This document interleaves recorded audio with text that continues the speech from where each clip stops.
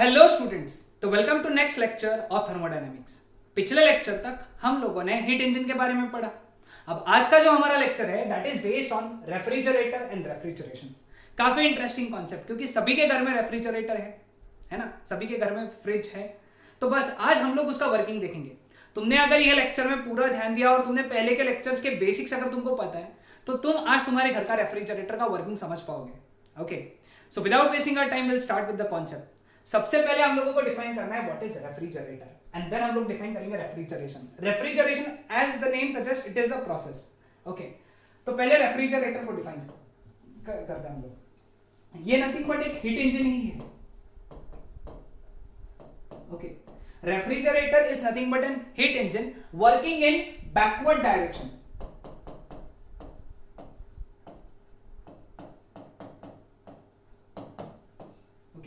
एक ऐसा heat engine जो उल्टे डायरेक्शन में काम करता है that is known as refrigerator. एक ऐसा डेफिनेशन है। ओके, और दूसरा डेफिनेशन क्या है? ये एक ऐसा डिवाइस है जो अंदर से हीट बाहर ट्रांसफर करता है और अंदर की चीजों को कूल करता है।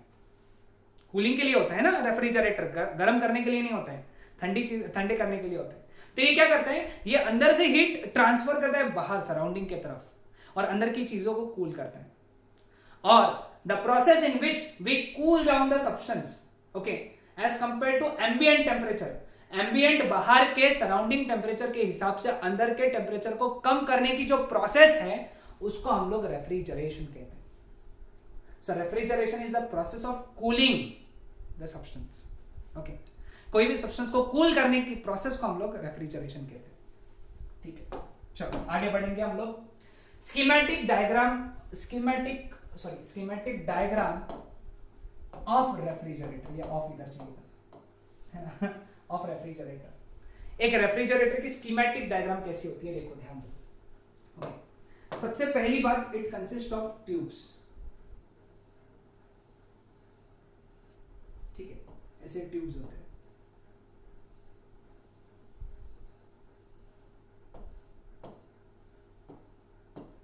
ठीक है, ये एक ट्यूब है,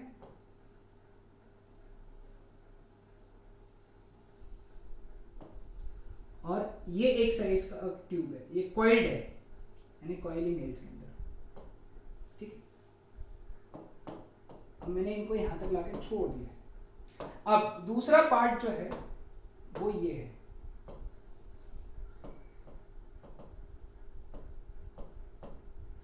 इसको हम लोग एक्सपांशन वाल्व कहते हैं।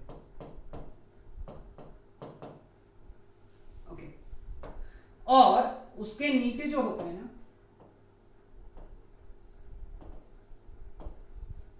ये है कंप्रेसर। ये शब्द तो सुना होगा तुमने, फ्रिज के अंदर कंप्रेसर होता है। ठीक है, और ये है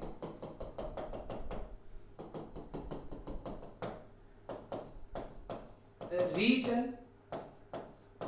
टू बी कूल्ड। जो रीजन हमको ठंडा करना है उसको हम लोग बोलते हैं ये वाला साइड, ये साइड। ओके,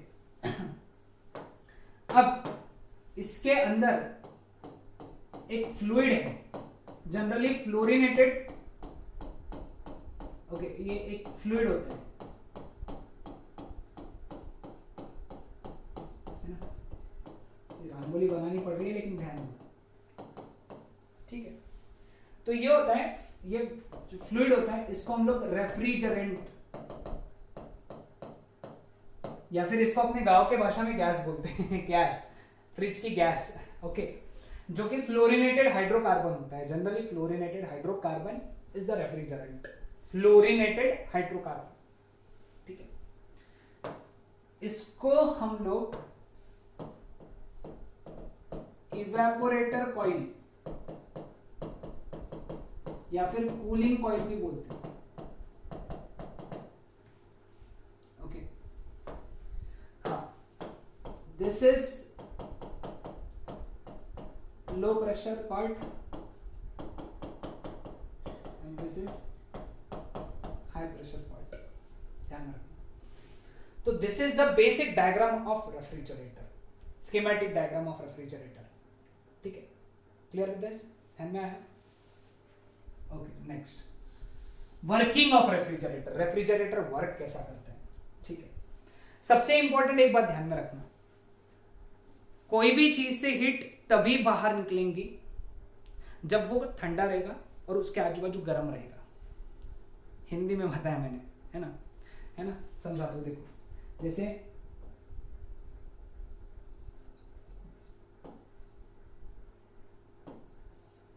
ये एक एप्पल है, ओके, वो अपना एप्पल वाला एप्पल जैसे समझ लो। इसको हम लोगों को ठंडा करना है, इसको बचाना, इसको सेफ रखना है, इसमें कीड़े नहीं लगने देना है, बैक्टीरियाज नहीं लगने देना है, बैक्टीरियाज के प्रोसेसेस को खराब नहीं होने देना है, खराब नहीं होने देना है।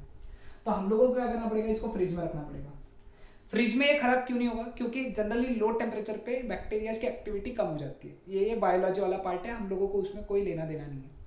होता क्या है मालूम है क्या, इसके आजू बाजू, है ना, ये रेफ्रिजरेशन की जो गैस है वो फ्लो होती है, ठीक है।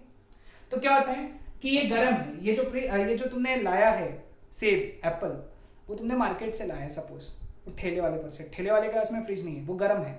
तो जैसे ही तुमने उसको रखा तो इसके अंदर से हीट इसमें चलेगी, क्योंकि ये ठंडा था और ये गर्म था। तो हमेशा हीट गर्म से ठंडे में जाती है, मतलब हीट एप्पल से निकल के, सेब से निकल के गैस में चलेगी और गैस गर्म हो गई, ओके। अब ये गैस काम की नहीं है, क्योंकि अब ये किसी और सेब को ठंडा नहीं कर पाएंगी। अब ये सेब ठंडा हो गया, सेब ठंडा हो गया, गैस गर्म हो गई। अब ये गैस बस इसके लिए, एक सेब के लिए गैस रखेंगे क्या, बाकी के सेब क्या करेंगे फिर, हाँ, वो क्या बोलेंगे, हम क्या कर रहे हैं यहाँ पे। तो अब ये गैस उनको ठंडा नहीं कर पाएगी, तो क्या इसको निकाल के नवा गैस भरेंगे क्या हम लोग, नहीं, हम लोग साइक्लिक प्रोसेस यूज करेंगे, ठीक है। इंटरेस्टिंग कंसेप्ट है, तुम ध्यान देना मैं क्या क्या बातें कर रहा हूं, है ना।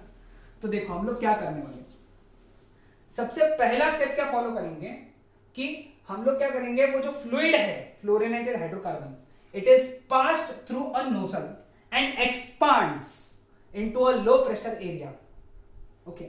लो प्रेशर एरिया में, ये लो प्रेशर वाला जो एरिया है ना, यहां पे एक्सपांड होगा, ये जो फ्लूइड है रेफ्रिजरेशन, ये एक्सपांशन वॉल से पास होगा, ओके, और वो लो प्रेशर एरिया में जाएगा। It expand, it pass through nozzle, ये नोजल है, ये नोजल से पास होगा एक्सपांशन वॉल से, और वो एक्सपांड होगा, ओके। वो नोजल से पास करके क्या होने वाला है, एक्सपांड होगा, कहां पे, लो प्रेशर एरिया में, ये लो प्रेशर एरिया है। अब जैसे वो एक्सपांड हुआ, कोई भी चीज जब फैलती है, ओके, तो वो जब है फैलने की वजह से वो जो फ्लूइड है, फ्लोरिनेटेड हाइड्रोकार्बन अपना रेफ्रिजरेंट, वो किस में कन्वर्ट हो गया, गैस में। किस में कन्वर्ट हो गया, गैस में, और ठंडा हो गया। अब ये जो एक्सपांशन होना चाहिए ठंडा होने के लिए, उसको टेम्परेचर कम होना चाहिए, एक्सपांशन करके टेम्परेचर कम, वो सिर्फ पॉसिबल है किस में, एडियाबैटिक एक्सपांशन में। मैंने पढ़ाया हुआ है तुमको, एडियाबैटिक वाली प्रोसेस में देखो, जब भी एडियाबैटिक एक्सपांशन हुआ है टेम्परेचर कम हुआ है, जब भी एडियाबैटिक कंप्रेशन हुआ है टेम्परेचर बढ़ा है। एडियाबैटिक एक्सपांशन में टेम्परेचर कम, एडियाबैटिक कंप्रेशन में टेम्परेचर ज्यादा, ओके, ये हम लोगों ने पढ़ा है, ठीक है। पहला प्रोसेस समझा, यानी पहले प्रोसेस में एडियाबैटिक एक्सपांशन हुआ, प्रेशर कम हुआ, ओके, और फ्लूइड जो है वो गैस में कन्वर्ट हो गया और ठंडा हो गया, क्योंकि टेम्परेचर कम हुआ ना, टेम्परेचर कम होने की वजह से ठंडा हो गया। वो जो गैस है जो अब हम लोग फ्रिज में घुसाएंगे, अब ये फ्रिज में घुसेंगे यहां से, उसको फ्रिज में घुसाने से पहले ठंडा करना जरूरी है ना उसको, तो ठंडा किया हम लोगों ने, कैसे ठंडा किया, एडियाबैटिक एक्सपांशन करा के, क्योंकि एडियाबैटिक एक्सपांशन में टेम्परेचर कम होता है, ठीक है, समझो। Second point, the cool gas is in thermal contact with the inner compartment of the fridge. It heats up as heat is transferred to it from the contents of the fridge. This takes place at constant pressure. So this pressure is isobaric expansion. समझा तो देखो क्या हुआ, अब ये gas अंदर fridge में घुसी, ठीक है।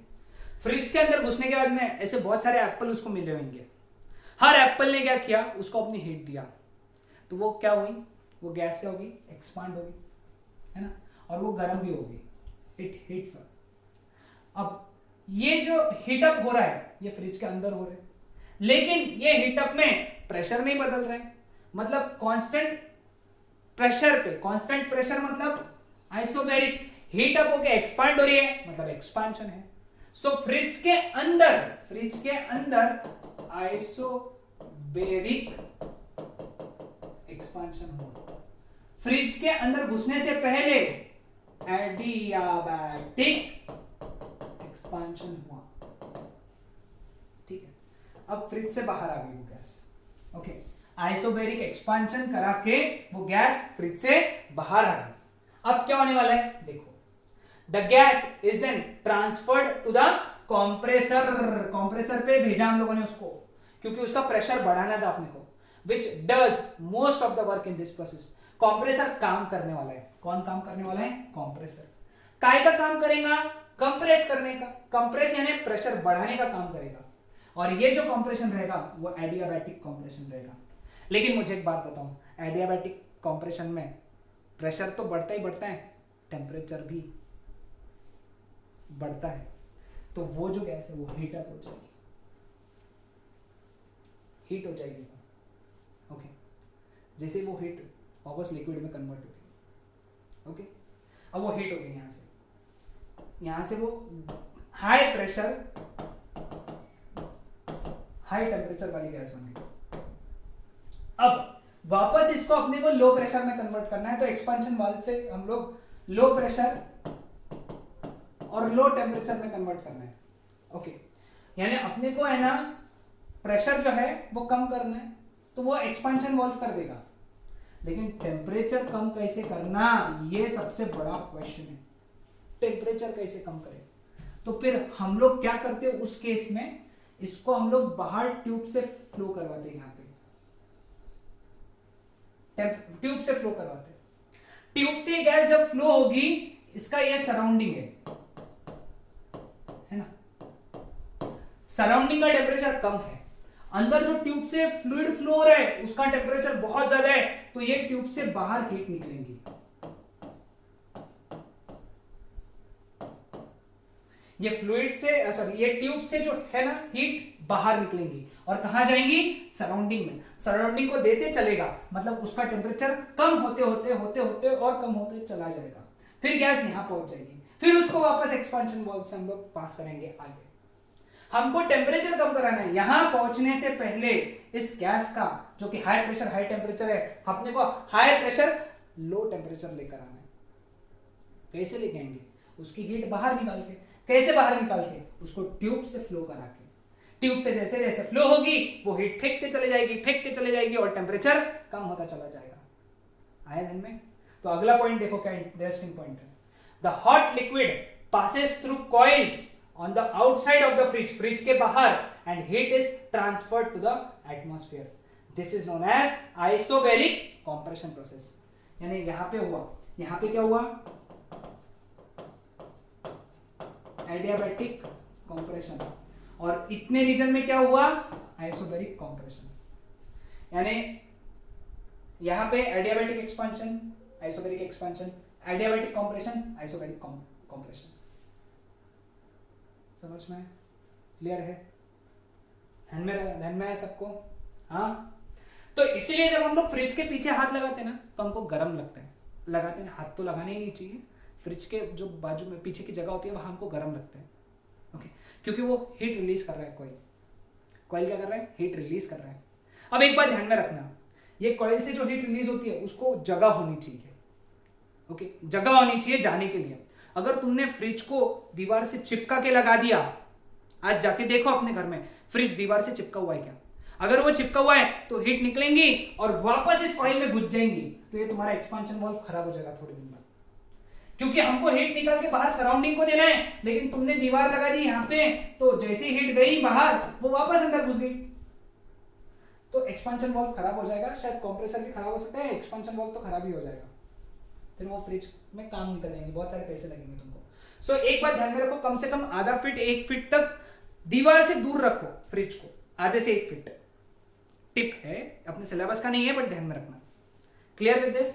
रेफ्रिजरेटर का वर्किंग समझा गया सबको? बहुत कीचड़ हो गया यहाँ पे, तो अच्छे से समझ के लो, बहुत आसान है। चारों पॉइंट्स समझ के लो, 3-4 बार लिखो और रट लो एकदम अच्छे से लिख के रट लो, है ना? ओके, चलो आगे बढ़ते हैं हम लोग।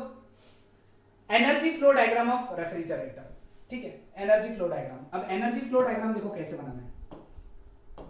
नीचे बनाओ कोल्ड रिजर्वायर, क्या बनाया मैंने नीचे, कोल्ड रिजर्वायर, ठीक है, और ऊपर बनाओ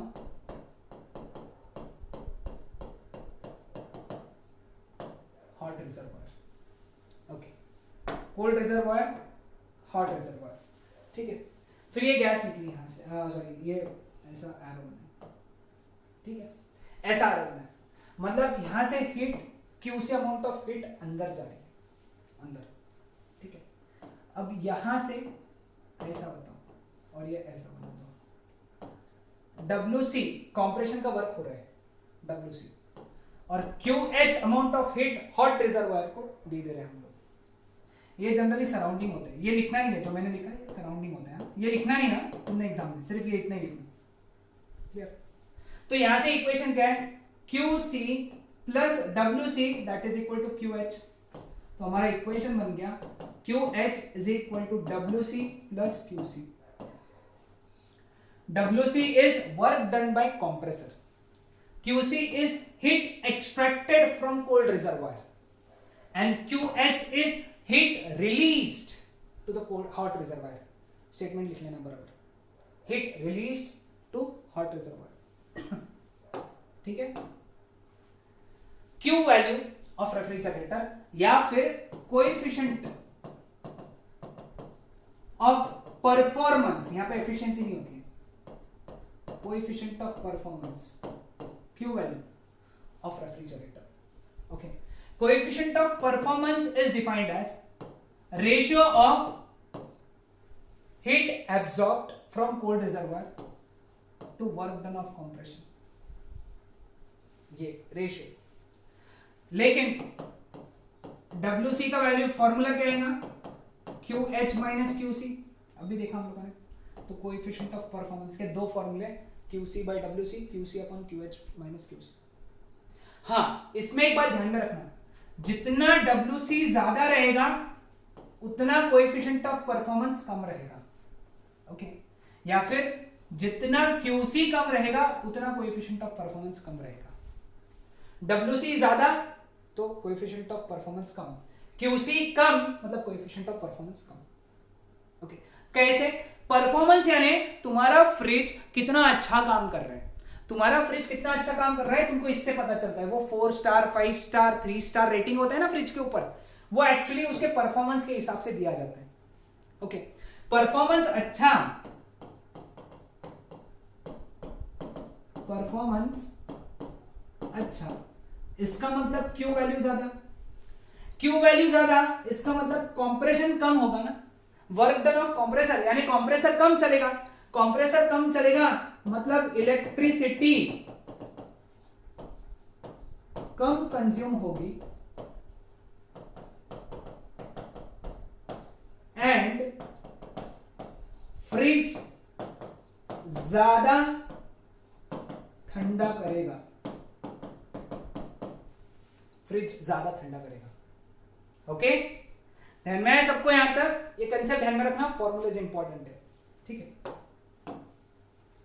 चलो फिर हम लोग इसके ऊपर एक ही न्यूमेरिकल है, लास्ट पार्ट है, वो भी देख लेते हैं। न्यूमेरिकल क्या है?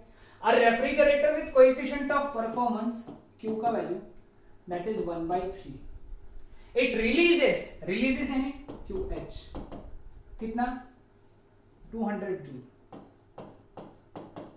Find the work done on the working substance.